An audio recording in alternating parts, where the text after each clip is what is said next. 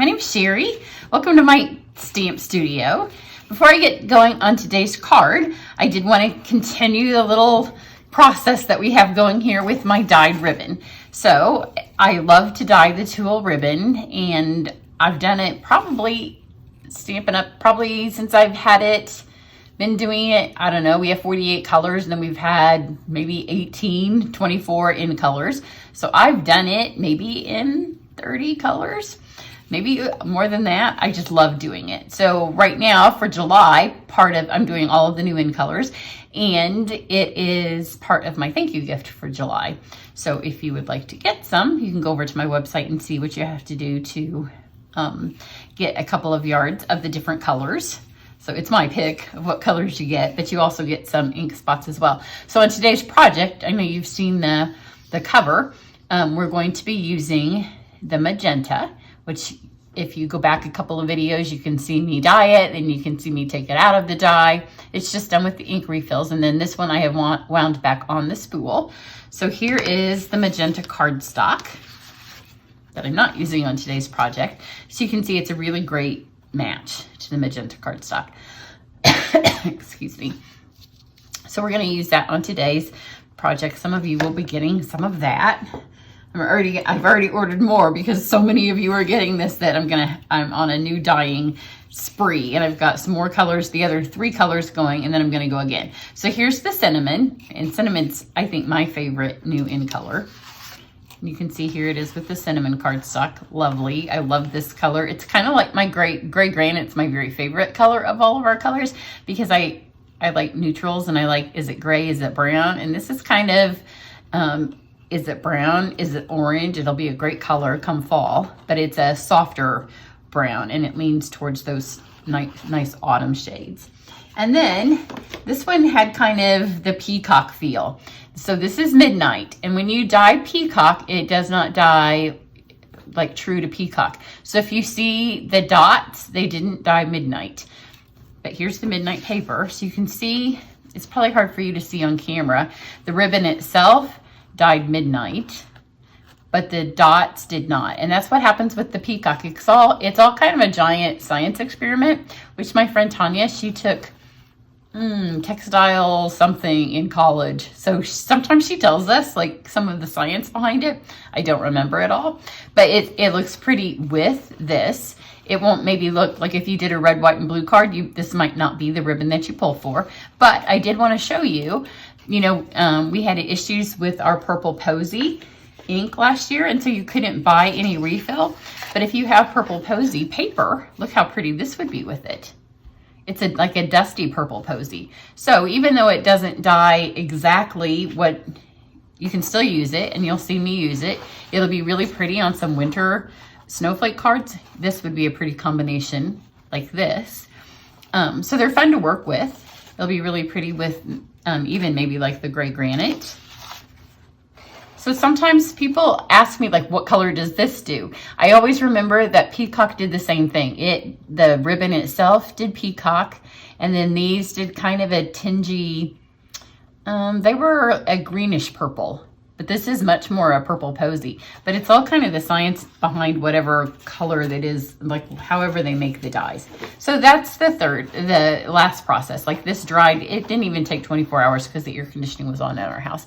And then I just wind them back on these spools. And then normally I have like lots of different little spools that I use, but all of that's going to be given away. So like I said, I've ordered more so I can have some for me.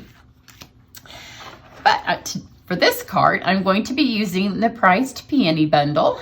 Peonies were my grandmother's favorite flower, and my daughter loves them. So I'm really looking forward to this bundle. Come back in a day or two. I'm going to do this, and then I'm going to switch to a holiday catalog card, and then I'm going to come back and do the peony builder. That's part of the dies. Today we're just mainly going to use the stamps and the dies that cut that out, and then I'm going to use the dry brush, which I haven't used this yet because the 2 catalogs this first year, while we're changing catalog dates, they're so close together. So I got so many new things.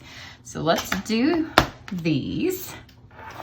So I have gray granite, and that's the color of the designer series paper that is in the the sweet, and then I have shimmer white, and that's going to be the neutral that I work with. And I often don't mount these because I like to use them on my Stamparatus, and if I find when the stickers on there, they just really stick. So I often don't leave them. For this, you don't need the sticker because it's just a real light. And I'm going to use Sahara Sand. I'm kind of going for, it's kind of going to be the look of some of that paper that you can get in our textile paper this year. And for this one, because it kind of drags that way, it's perfect to just drag the ink on. And it doesn't have to be perfect. And you don't necessarily, for this one, want it dark. So that's my Sahara Sand. Just gonna, and you can see that this part right here has all the texture, and because this is kind of a skinny portion of paper, I'm just gonna lay it right there and then just press it. Again, it doesn't have to be perfect. If it's not totally straight, that doesn't really matter either. You don't want it crooked. And if I don't press everywhere, it's okay. I'll just knock that over. So you can see it's just a real light background. I don't want it to overwhelm my flower, but I want it to look like it's laying kind of on my table, although my table could use another paint job. We won't tell my husband because he feels like he has to paint it all the time because I just stamp on it and then he paints it for me. And then I have the gray granite to tie into my background piece of card. And then this little background piece comes in the set. And I'm just gonna stamp some random pieces on here. Just kind of stamp them off. They can be a little crooked, a little straight, doesn't really matter. I'm just kind of going for some texture. And then on this one, I opted not to put any words. Words do come in the set, but I kind of thought I might leave it for a birthday card, and birthday words weren't in the set. So that was how I decided to leave words off of this one. So there's our background. It's just kind of a nice, soft, subtle background. Okay, then I'm going to take my memento pad and a piece of shimmer white.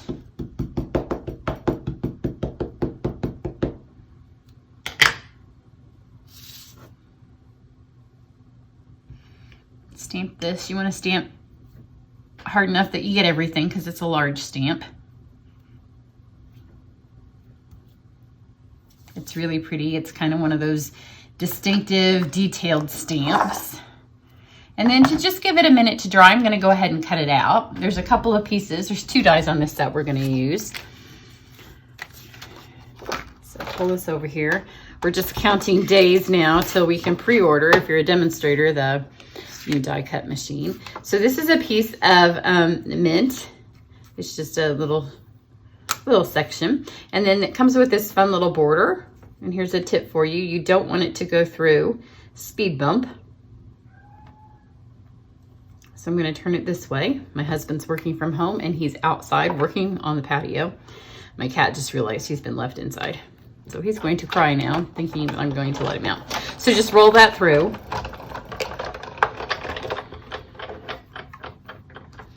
And look how pretty that is. It gives you a nice scalloped, it gives you both a scalloped and then a little lacy embossed image, which is really fun, and that is part of it. And you don't want it to go straight through because you don't want to hear a kerplunk. So you notice when I put that through, there was no kerplunking. You don't want to hear that horrible noise when you take it through your machine. And then this one's just going to cut it all out for us. And to make sure nothing moves when you cut it out, make sure your plate's pulled all the way out. Because if you aim everything in and then try to go in that way, that's when your stuff moves. So you want to be able to lay this on straight. Once it's down, kind of hold it tight. And then don't let go of it till it's grabbed. And then once it's grabbed, you can let go. And just one roll. One roll saves your plates, and one roll saves it from going back again the other direction. Because when it pulls back and it's already cut, then sometimes it pops up and it moves it, and it ever so slightly moves it again. Okay, where'd I put my scrap paper from before? Here, we'll use this. It'll work. It's scrap, obviously. Okay, so I'm going to take a minute. If you already know how to color with blends, then you can skip this part. But I am going to show you how I colored the flower. I'm going to use Flirty Flamingo and the new magenta, and the magenta is really bright. And I wanted it to be a bright pink peony because we love bright pink peonies, right? But the magenta on its own was kind of too bright. So start with the darkest magenta and use your bullet tip, and then go these places that are the dark stipply places on your image, and just color over those. And you're just putting down color, so it doesn't have to be anything super fancy. You're just kind of covering up those stipply places. So just color up the darkest ones. Right there. And then get your dark flamingo and go to all of the ones that are still there that weren't the darkest. So these are the ones that are kind of stipply. And go with those. And that's a leaf right there. So I'm not going to get that.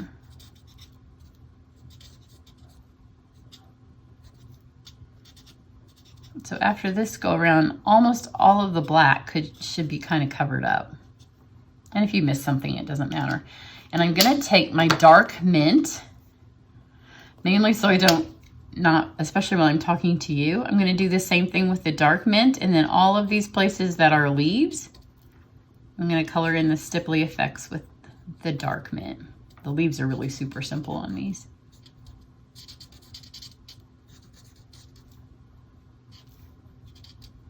Now there's a stem and there's leaves, and I want my stems to be crumb cake, so I'm only going over my leaves. But this way, and I'll get my little thing while you're not watching.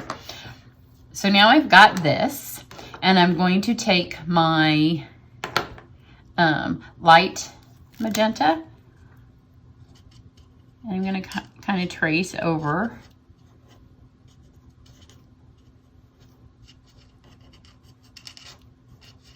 all of the little petals. And I know you're thinking, that's a hot mess. There's nothing really pretty. It looks like a kindergartner has just colored this in. But that's the wonder of blends, is that they blend. So don't worry about it, because right now we're just putting down all the color. And by kind of tracing around all of those, you're making sure all of it has some of this really bright, pretty pink. Now you're going to take your light flamingo, because this is the lightest color, and now we're going to start blending. So you need to, that's why mine squeak, because I'm pushing hard enough that it's pushing all that color around. You don't want to see those lines anymore. You want those all to disappear. So everywhere that it's got the color, you can make it totally disappear. Here, I'll do one here. So I'm going to color this in, and when you come back and I fast forward it, you will see all of those lines have disappeared as I've smudged them. Here, I'll do this one here. Okay, now you can see where I have blended. I used all of the flamingo and I blended it in, and then I took my dark and I went back one more time and put some more color back over the top of all of those dark stipply places. And now this time, I'm going to leave some of those centers that have that light flamingo, so the whole thing has a little bit of shading. As you can see, this one here has a great bit of flamingo showing through.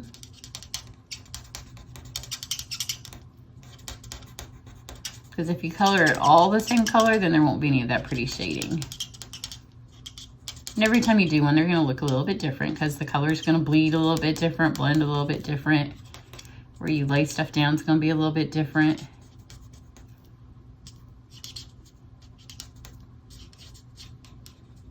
And sometimes I'll leave it like that, and then I'll go do another one.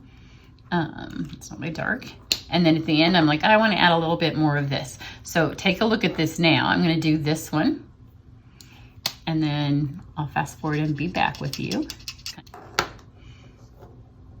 Okay, so now I've got this one done. I went ahead and did the light in my leaves. I've got my crumb cake, no, granite. I couldn't remember which color I had for these. I've got dark and light, but it's really such a small place to color that my stems can just kind of be the one color of granite. Now, here's where I am left with these. I'm gonna take my light flamingo, which is gonna kind of act as a color lifter, because some of these places right here, like right here, look, the more you color with it, you can get color to disappear. It doesn't disappear like a color lifter would because it's got color. So it's not lifting the color, but it's taking the color that's there and kind of adding some lighter flamingo. So just kind of decide where you want to lighten things up just a little bit. I don't want to do it everywhere, otherwise I'll go back to having a flamingo peony. And I do want it to be magenta, but I just want to use this to kind of be my highlight color. Because you know, if you've seen those really, really deep peonies that are the really deep pink ones, then they're pink mostly everywhere. There's not white in them.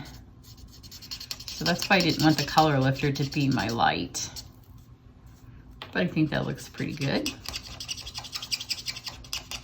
But you see, you can color with it. Let me keep going right here. You can color with it till it almost goes away.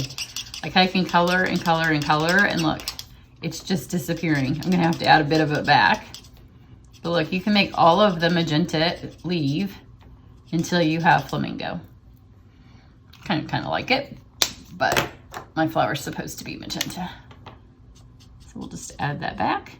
So really, if you have a mistake, I kind of like that too. So maybe right here, we'll do a little bit more. It can get a little addicting in the different colors. Because remember, they're named blends because they blend. So how pretty is that?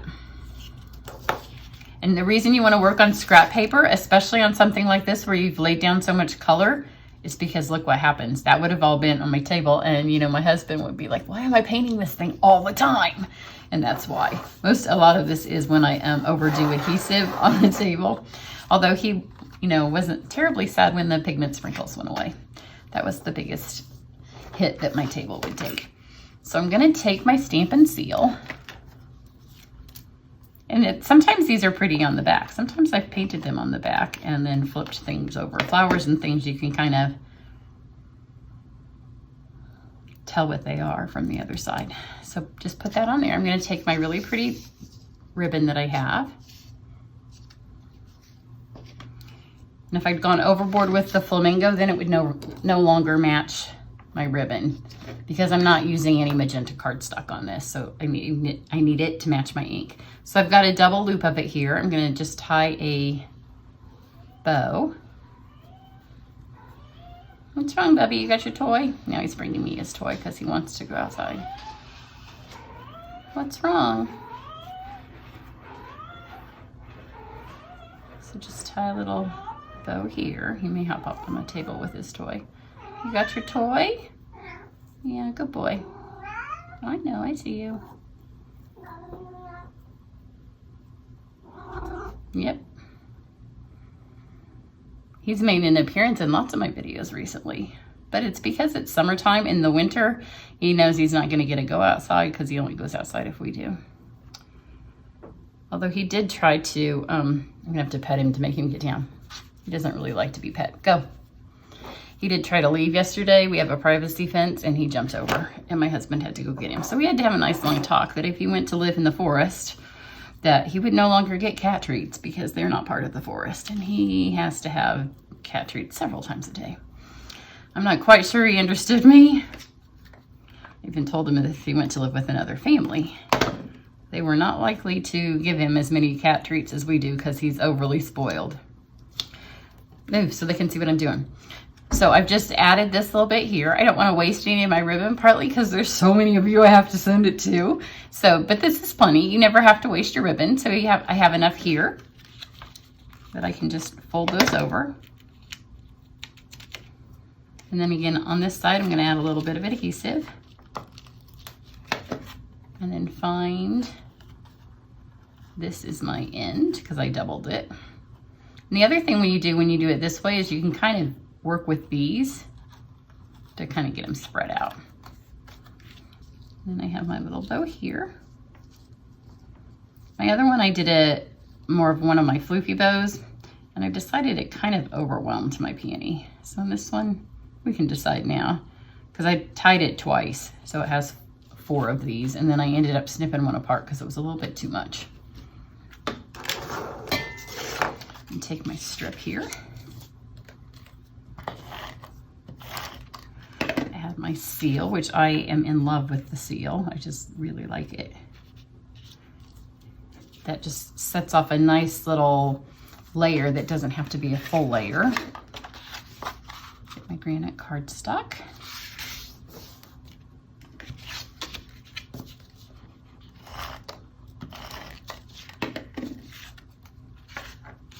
Other thing I like about the seal is if I put this on crooked, I have time to move it. Not the seal plush, just the seal.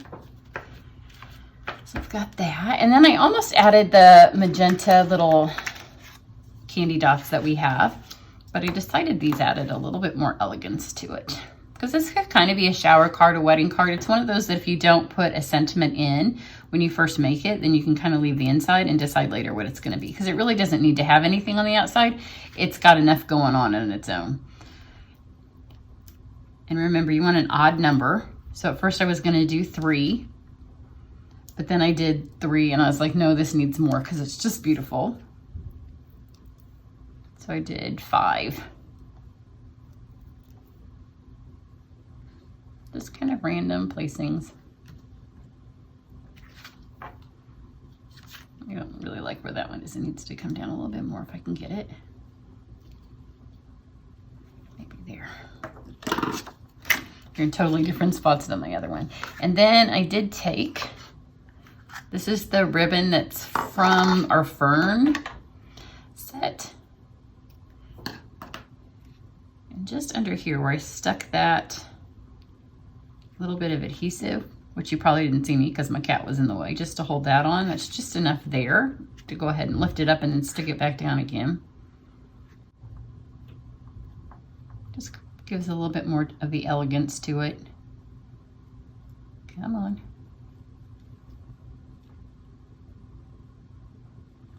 There we go.